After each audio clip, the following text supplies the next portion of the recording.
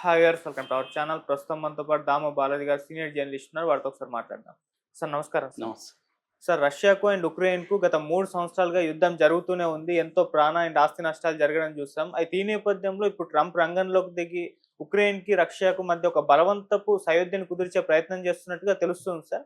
అసలు రష్యాకు, ఉక్రెయిన్ మధ్య యుద్ధం ఎందుకు స్టార్ట్ అయింది? ఇప్పుడు అక్కడ కండిషన్స్ ఏ విధంగా ఉన్నాయి? మరి ఇప్పుడు ట్రంప్ ఈ యుద్ధాన్ని ఆపగలడంటారా సార్? యాహ్! ఉక్రెయిన్, రష్యా మధ్య యుద్ధం అనేది ఈ ఈ మధ్య కాలంలో అతి దారుణమైన మానవ మారణ హోమానికి దారితీసింది. దీనికి కారణాలేంటి? ఇప్పుడు ట్రంపు దీన్ని ఎలా పరిష్కరించదలుచుకున్నాడు? సో, ఉక్రెయిన్ ఏ రకమైన నష్టపోతుంది? రష్యా పుతిన్ ఎలా ప్లాన్ చేస్తున్నాడు? దీనివల్ల ఇండియా పరిస్థితి ఏంటి? ఇండియాకి యుద్ధాన్ని ఆపడం వల్ల ఇండియాకి లాభమా? నష్టమా? అట్లాగే యూరోపియన్ కంట్రీస్‌కి యుద్ధం ఆగిపోతే, ముఖ్యంగా ట్రంప్ పద్ధతిలో సాల్వ్ అయితే యూరోపియన్ కంట్రీస్ పరిస్థితి ఏంటి? ఈ విషయాలన్నీ మనం సింపుల్‌గా మాట్లాడి, ఇది పెద్ద ప్రాబ్లమ్ గాని నేను సింప్లిఫై చేసి చెప్తాను. ఓకే. మామూలుగా రష్యా గతంలో సోవియట్ యూనియన్ అనే పేరుతో ఉండేది. యూఎస్ఎస్ఆర్ అనేవాళ్ళు. యునైటెడ్ సోవియట్ సోషలిస్ట్ రిపబ్లిక్ అనమాట. సింపుల్‌గా సోవియట్ యూనియన్ అనేవాళ్ళు. అది 91లో సోవియట్ యూనియన్ విచ్ఛిన్నం అయిపోయి రష్యా ఇతర దేశాలుగా ఏర్పడింది. అట్లాగే ఉక్రెయిన్ పక్కనే ఉంటదనమాట. ఉక్రెయిన్‌లో 3,70,00,000 మంది పాపులేషన్ ఉంటారు. రష్యాలో 14,38,00,000 మంది పాపులేషన్ ఉన్నారు. సో, వీళ్ళిద్దరి రష్యా ఏందంటే ఉక్రెయిన్ మీద దాడులనేవి గతంలో కూడా జరిగాయి. ఫస్ట్ దాడి ఈ మధ్యకాలంలో 2014లో రష్యా ఉక్రెయిన్ మీద దాడి చేసి ప్రధానంగా ఏందంటే ఉక్రెయిన్‌లో ఉండే ఆహ్, కొన్ని ప్రాంతాల్ని ముఖ్యంగా క్రైమియా అంటారు. క్రైమియా అని ఆక్యుపై చేసుకుంది. దాని తర్వాత డాన్‌బాస్ అనే ఏరియాలో ఆ ప్రాంతంలో కొన్ని ఏరియాలని కూడా అది ఆక్యుపై చేసుకుంది. అప్పుడు కొంత యుద్ధం జరిగింది. మళ్ళీ శాంతి ఒప్పందాలకొచ్చారు. అలా నడిచిందప్పుడు. ఆ తర్వాత 2022లో ఫిబ్రవరి 24న రష్యా మళ్ళీ ఉక్రెయిన్ మీద దాడి చేసింది. మళ్ళీ కొన్ని ప్రాంతాలను ఆక్యుపై చేసుకుంది. అక్కడి నుంచి యుద్ధం జరుగుతుంది. అంటే ఇప్పుడు ఈ ఫిబ్రవరి 24 అయిపోతే 3 ఏళ్ళు కంప్లీట్ అవుతుంది. యుద్ధం మొదలయ్యి. సో, 3 ఏళ్ళు అయిపోయి 4వ సంవత్సరంలోకి ఎంటర్ అవుతుంది.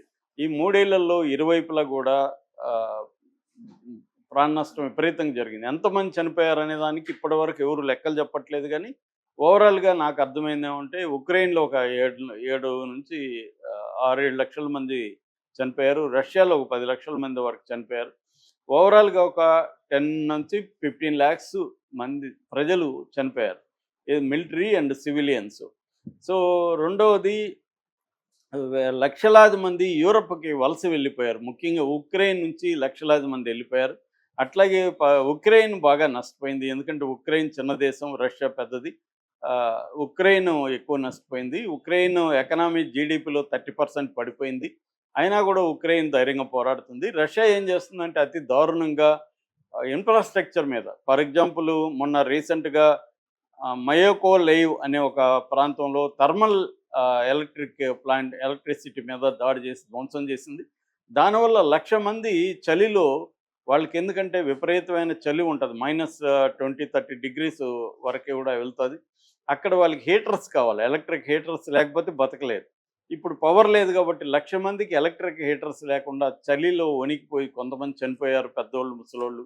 మిగతా వాళ్ళు ఇళ్లల్లో నానా బాధలు చలికి పడుతూ మంటలేసుకొని ఇలాగా ఇబ్బందులు ఎదుర్కొన్నారనమాట. అటువంటి మామూలు ప్రజల్ని ఇబ్బందులు పెట్టే విధంగా కూడా రష్యా అటాక్స్ చేస్తూ ఉంది.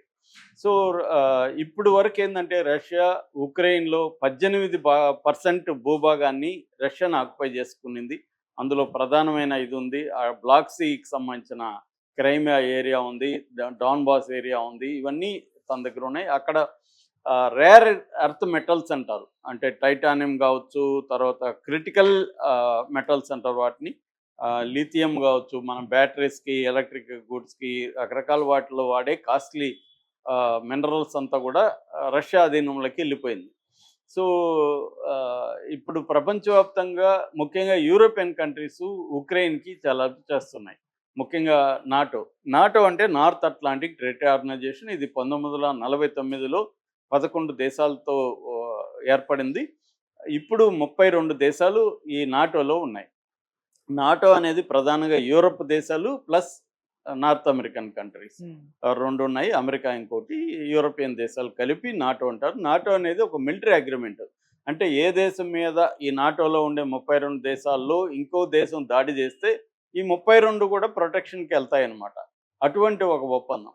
సో ఇప్పుడు ఈ నాటోలోకి ఉక్రెయిన్ని చేర్చుకోవాలని అనుకున్నారు. ఎందుకంటే రష్యాకి చెక్ పెట్టాలని. రష్యా నాటోలో ఉండదు.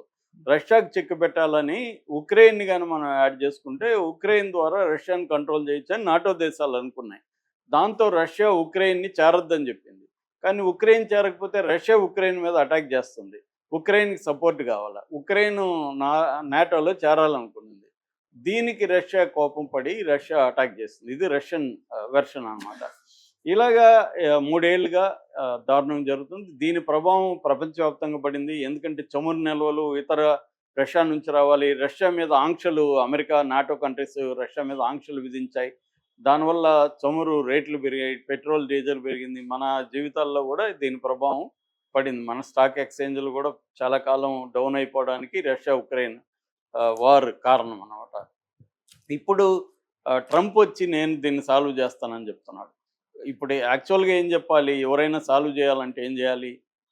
ఉక్రెయిన్లో ఆక్యుపై చేసుకున్న రష్యా భూభాగాలు ఉక్రెయిన్కి ఇచ్చేయమని అడగాలి. అట్లాగే రేపు సెక్యూరిటీ ఎలాగా రష్యాకి, ఉక్రెయిన్కి, వీడు మళ్ళీ శాంతి అయినాక మళ్ళీ దాడి చేయడానికి గ్యారంటీ ఉంది. అందుకని శాంతి సైన్యం ఉండాలి అక్కడ. ఉక్రెయిన్ని కాపాడేదానికి ప్రపంచ దేశాల వైపు నుంచి కొంత పీస్ కీపింగ్ ఆర్మీ అంటారు, పీస్ కీపింగ్ ఫోర్స్ అనేది అక్కడ పెట్టాలి. అట్లాగే చర్చలు జరిగేటప్పుడు ఇరువైపుల నుంచి రిప్రజెంటేషన్ కూర్చోబెట్టుకొని చర్చలు జరగాలి. దీంతో ఇప్పుడు యూరోపియన్ కంట్రీస్ కూడా సంబంధం ఉంది రష్యా. దీంతో వాళ్ళని కూడా ఇన్వాల్వ్ చేయాలి. ఇవేవి చేయకుండా అతను ఏం చేశాడంటే ట్రంప్ మొన్న ఫోన్ చేసి మాట్లాడాడు ఎవరితో, పుతిన్తో 90 నిమిషాలు మాట్లాడాడు. ఏ దేశాధ్యక్షుడు ఇంకో దేశాధ్యక్షుడు ఎంతసేపు ఈ మధ్యకాలంలో ఎప్పుడు మాట్లాడలే. 90 నిమిషాలు మాట్లాడారు. ఆ తర్వాత ఈరోజు సౌదీ అరేబియా రియాద్లో ఇటు అమెరికన్ ఫారిన్ మినిస్టర్ అనుకోవచ్చు, సెక్రటరీ ఆఫ్ ద స్టేట్ అంటారు, మార్క్ రూబియో, ఇటు రష్యన్ ఫారిన్ మినిస్టర్ సెర్గై లవరోవ్, వీళ్ళిద్దరూ ఈరోజు మీట్ అవుతున్నారు. ఇటు యూరోపియన్ యూనియన్ని ఇన్వాల్వ్ చేయట్లా. అంటే రష్యా, అమెరికా కలిసి ఈ సమస్యను పరిష్కరిస్తామంటున్నారు. తర్వాత చూద్దాం వాడిని, జెలెన్స్కీ అని ఉక్రెయిన్ ప్రెసిడెంట్ తర్వాత మాట్లాడతాం, మేము ముందు మాట్లాడుకుంటాం అని ఎంటర్ అయ్యారు. అంటే నాటోని పట్టించుకోవట్లేదు, నాటో ఉన్న 32 దేశాలను ఇన్వాల్వ్ చేయట్లేదు. రష్యా వల్ల బాధలు పడుతున్న ఇతర దేశాలు ఉన్నాయి. ఫర్ ఎగ్జాంపుల్ బాల్టిక్ కంట్రీస్ అంటారు, ఈస్టోనియా, లాట్వియా, లిథువేనియా, ఈ దేశాలు ఉన్నాయి. ఆ దేశాలను ఇన్వాల్వ్ చేయట్లేదు. ఇలాగా వన్ వేలో వెళ్ళిపోతున్నాడు. రెండోది, తను సాల్వ్ చేసిన దానికోసం ఈ ఉక్రెయిన్ నుంచి నేను ఇందాక చెప్పిన రేర్ మెటల్స్ ఉన్నాయి కదా, ఈ టైటానియం, లిథియం, ఈ మెటల్స్ మాకు కావాలన్నాయి ట్రంప్ అంటున్నాడు. అంటే ఇప్పుడు మామూలుగా మనకి ల్యాండ్ పంచాయతీలు జరుగుతాయి. మీరిద్దరు ల్యాండ్ గొడవలు పడి నా దగ్గరకు వస్తారు, నేను పరిష్కరిస్తాను, పరిష్కరించి నాకు ఒక 10% ఇచ్చేయండి అని చెప్తాను. అలాగా ఇతని పరిష్కారం అనమాట. అది కూడా నువ్వు ఆక్యుపై చేస్తావు అతని ల్యాండ్, నేను నీతో చర్చిస్తా, అతనితో చర్చించును. అతను కదా బాధితుడు. అతనితో చర్చించకుండా నీతో మాట్లాడుకొని, నువ్వు ఏదో ఆక్యుపై చేసుకున్నావు కదా, 20% చేసావు, నేను ఒక 10% నువ్వు చేసుకో, వాడిని నేను ఒప్పిస్తా, లేదంటే బెదిరిస్తా వాడిని. సో వాడు 10% వదులుకుంటాడు, నువ్వు ఆ 10% నాకు 5% ఇచ్చేయి. ఈ డీల్ ఎలా ఉంటుందో ట్రంప్ అదే పద్ధతిలో ఇప్పుడు డీల్ చేస్తున్నాడు. సో బాధితుడిని పరిగణలోకి తీసుకోవట్లేదు, బాధితుడికి హెల్ప్ చేసిన యూరోపియన్ యూనియన్ని పరిగణలోకి తీసుకోవట్లేదు. వాళ్ళు బాధలు పెట్టిన రష్యా వల్ల వాళ్ళు కూడా బాధలు పడుతున్నారు, ఆంక్షలు పెట్టారు, వాళ్ళని ఇన్వాల్వ్ చేయట్లేదు. ట్రంప్ మాత్రమే చేస్తున్నాడు. ట్రంప్ చేసిన దానికి దాంట్లో కొంత భాగం తీసుకుంటున్నాడు. సో మామూలుగా ఒక అంతర్జాతీయంగా దేశాల మధ్య ఇష్యూలు వచ్చినప్పుడు ఎలా పరిష్కరించాలనేది పక్కన పెట్టి, నేనే పరిష్కరించడానికి నాకు గెయిన్ ఏంటి అనేది మాత్రం అతను ఆలోచిస్తున్నాడు. ఒక వ్యాపారవేత్తలాగా ట్రంప్ బిహేవ్ చేస్తున్నాడు. దీనికి నిరసనగా నిన్న ఫ్రాన్స్ అధ్యక్షుడు మాక్రోన్ ఒక మీటింగ్ అత్యవసరంగా పెట్టాడు. 11 దేశాలతో పెట్టి చేస్తున్నాడు. ట్రంప్ క్లియర్గా రష్యా వైపే ఉంటున్నాడు. ఇటు యూరోపియన్ యూనియన్ని నాటోని కూడా పట్టించుకోవట్లేదు. నాటోకు కూడా డబ్బులు మానేశాడు. అట్లాగే G8 G7 అంటారు. G7 దేశాలు ఒకప్పుడు G8గా ఉండేది. అందులో రష్యా కూడా ఉండేది. అప్పుడు రష్యాని తీసేశారు. ఎందుకంటే ఉక్రెయిన్ మీద 2014లో దాడి చేసేసరికి రష్యాని తీసేశారు. ఇప్పుడు నేను ఆ G8లోకి రష్యాని కూడా తీసుకొస్తాను అంటున్నాడు ట్రంప్. రష్యా G8లోకి రావడానికి మిగతా దేశాలకి ఆ G7లో ఎవరెవరు ఉంటారు? Canada, France, Germany, Italy, Japan, America, England ఈ 7 దేశాలు ఉన్నాయి. దాంట్లోకి రష్యాని రావడం వీళ్ళకి ఇష్టం లేదు. అయినా నేను తీసుకొస్తానని ట్రంప్ అంటున్నాడు. అంటే ట్రంప్ ఒక పంచాయతీలు చేసే వీధి రౌడీలాగా బిహేవ్ చేస్తున్నాడు తప్ప అంతర్జాతీయ సమాజానికి సంబంధించిన రూల్స్ కానీ, రెగ్యులేషన్స్ కానీ, న్యాయం అన్యాయం కానీ ఇవేవి పట్టించుకోలేదు. అంటే నా దేశానికి దీంట్లో నుంచి ఏం చెప్పాలి? అదే ఒక ఆయన ఎవరో ఎగ్జాంపుల్ చెప్పాడు. 2 ఏనుగులు కొట్లాడుకుంటే పచ్చగడ్డి, చిన్న చిన్న జీవులు దెబ్బతింటాయి. 2 ఏనుగులు ప్రేమించుకున్నా కూడా అవి దెబ్బతింటాయి. సో అలాగా ఇప్పుడు రష్యా, అమెరికా కొట్లాడుకున్నప్పుడు ఉక్రెయినే దెబ్బతినింది. ఉక్రెయిను చిన్న దేశాలు. ఇప్పుడు వాళ్ళిద్దరు ప్రేమించుకుంటున్నారు రష్యా, అమెరికా. మళ్ళీ దెబ్బతింటున్నది ఎవరు? వీళ్ళే. ఇప్పుడు రష్యాకి పీస్ కావాలి. ఎందుకు కావాలి? తను ఆక్యుపై చేసుకుంది ప్రశాంతంగా ఉండాలి. ఇప్పుడు నువ్వు ఆయన ల్యాండ్ ఆక్యుపై చేసుకున్నావు. ఆయన కొట్లాడుతున్నాడు నీకు వ్యతిరేకంగా. నువ్వు పోయి ఆ ల్యాండ్లో ఏమి చేయలేని పరిస్థితి. అప్పుడు నీకు పీస్ కావాలి. ఎందుకు? ఆక్యుపై చేసుకున్న ల్యాండ్లో నువ్వు కన్స్ట్రక్షన్స్ ఏవో చేసి అమ్ముకోవాలి కదా! వ్యాపారానికి ఇప్పుడు నీకు శాంతి కావాలి. సో ఇది జరుగుతుంది అక్కడ. ఇది మరి నెక్స్ట్ ఏ లెవెల్కి వెళ్తుందనేది తెలీదు. ఇండియాకు ఉపయోగం అంటే వీళ్ళిద్దరి మధ్య శాంతి జరిగితే ఇండియాకు ఉపయోగం. నిజానికి మన మోడీ ఇద్దరితో మంచిగా ఉన్నాడు. జెలెన్స్కీని కలిశాడు, ఆ మధ్య పుతిన్ని కలిశాడు. ఇరు దేశాలతో వాణిజ్య ఒప్పందాలు ఉన్నాయి. నిజానికి రష్యా మీద ఆంక్షలు పెట్టినా కూడా ఇండియా భయపడకుండా రష్యా నుంచి ఆయిల్ ఇవన్నీ కూడా తీసుకునింది. తక్కువగా రేట్లకు వచ్చాయి మనకి. పైగా డాలర్లో చెల్లించకుండా మనం రూబుల్స్లో చెల్లించగలిగాము. అందువల్ల కూడా మనకి బెటర్ అయింది.